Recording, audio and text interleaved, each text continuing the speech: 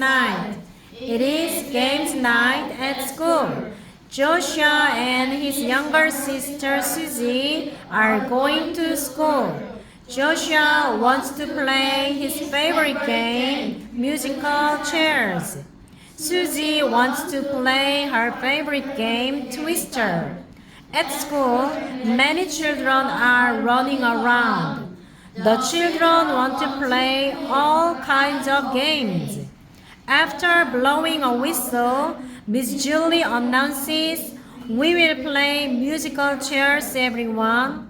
Joshua shouts, "Yes," but Susie shouts, "No." Miss Julie announces again, "After musical chairs, we will play Twister." Susie shouts with excitement, "Yes." Joshua looks at his sister and smiles.